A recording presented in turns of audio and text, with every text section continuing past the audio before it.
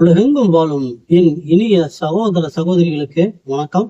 நம்ம சேனலுக்கு ஆதரவு கொடுத்துட்டு வர எல்லா நல்ல உள்ளங்களுக்கும் முதல்ல நன்றி. நம்ம இந்த பதிவுல 2026 ஜூலை மாதம் மிதுன ராசிக்கான ராசி பலன்களை பார்க்கிறோம்.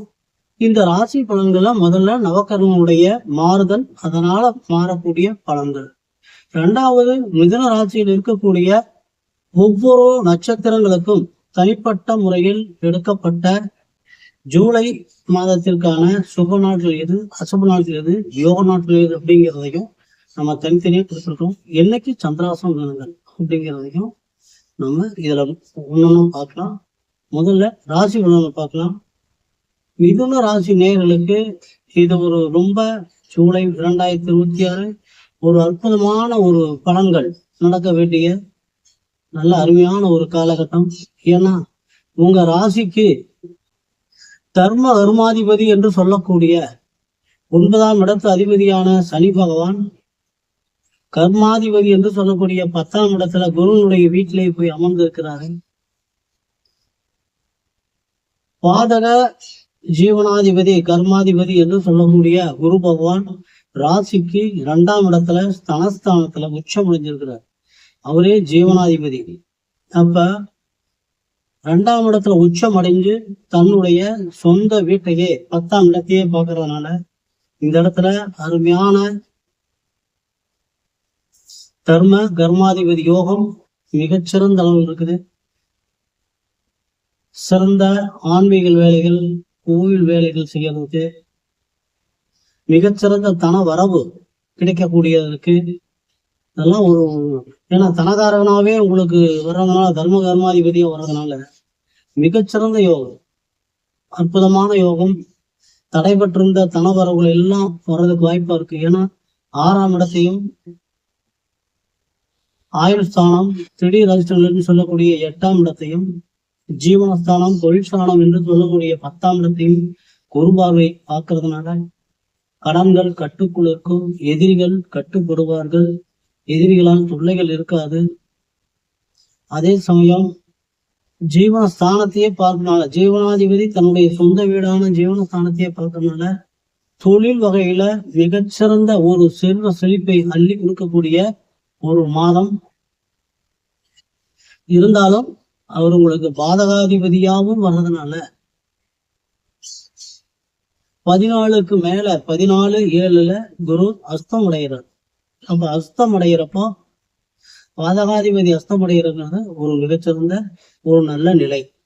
ஆக இந்த மாதம் உங்களுக்கு செல்வ செழிப்பான மாதம். உங்க ராசிநாதனே சுகஸ்தானம் என்று சொல்லக்கூடிய 4ஆம் இடத்திற்கும் அதிபதியாகி வர்றதுனால ஒரு ராசிநாதன் இந்த ஜூலை 2024 வக்கர நிலையில் இருக்கிறார். அதாவது ஜூலை 26 வரைக்கும் வக்கர நிலையில் இருக்கிறாரு. அப்போ வக்கர நிலையில் இருக்கிறப்ப நீங்க எடுக்கக்கூடிய புத்தி சார்ந்து எடுக்கக்கூடிய அனைத்து வேலைகளும் குளறுபடியாக இருக்கும் வாய்ப்புகள் இருக்கு. தப்பா போறதுக்கு உண்டான வாய்ப்புகள் இருக்கு. அதனால எதை செஞ்சாலும் பல தடவை யோசிச்சு செய்யுங்க. அவசரப்பட்டு டாக்குமெண்ட்ல கையெழுத்து போடுறது, செக்ல கையெழுத்து போடுறது, நம்பி வாக்கு கொடுக்கறது, ஜாமீன் கையெழுத்து போடுறது, இந்த மாதிரி விஷயங்களை இந்த ஜூலை 2026 மாச கடைசி வரைக்குமே நீங்க கண்டிப்பா கடைபிடிக்கணும். இல்லைன்னா தப்பா போயிடும்.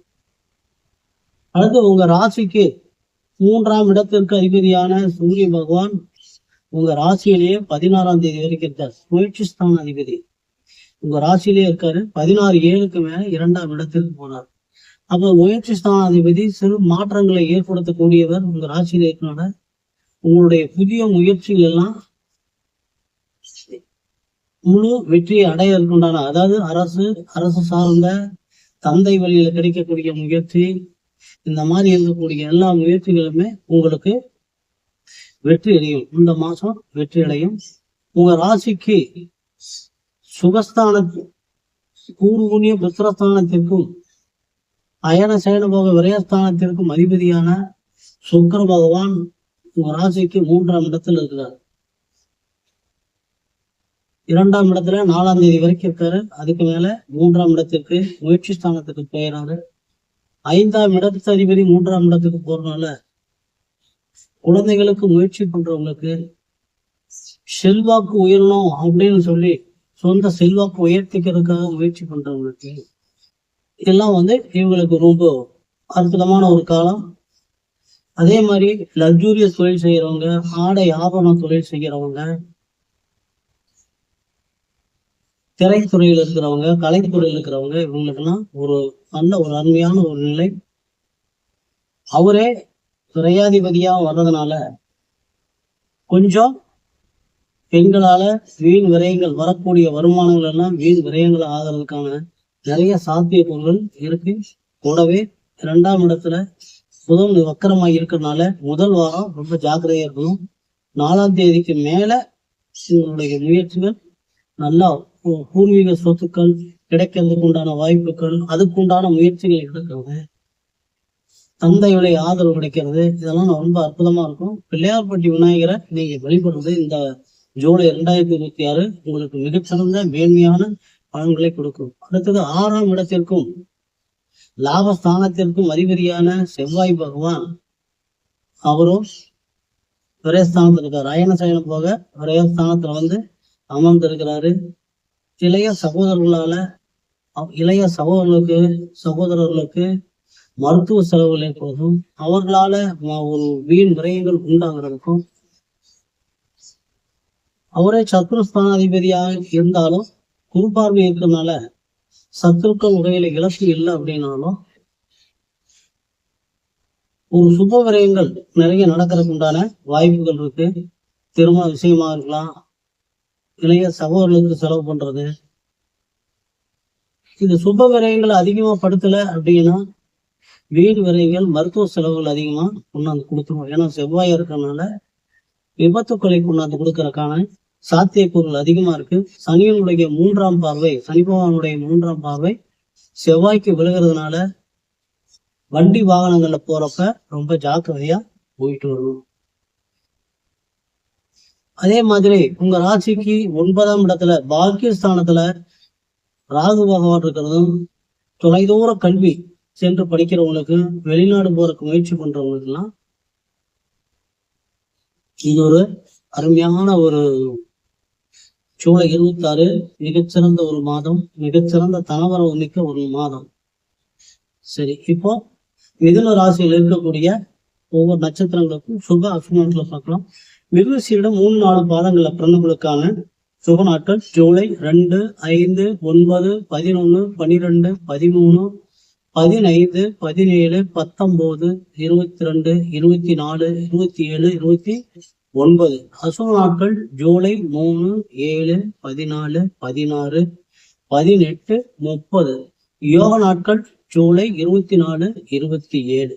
இதுல சில தினங்கள் விடுபட்டிருக்கும். அது மத்தியம பலன்களை கொடுக்கக்கூடிய நாட்கள். இது பொது பலன் இல்ல, தனிப்பட்ட முறையில எடுக்கப்பட்ட சுப அசுப நாட்கள். இதை நீங்க ஒவ்வொரு நாளும் ஒவ்வொரு காரியம் செய்யறப்பவும், எந்த தொழில் செஞ்சு என்ன காரியம் இருந்தாலும் சரி, இதை உங்களுக்கு இதை ஒரு வழிகாட்டியா நீங்க வச்சுட்டீங்க அப்படின்னா எல்லா நாளும் உங்களுக்கு வெற்றிகரமான நாளாவே அமையும்.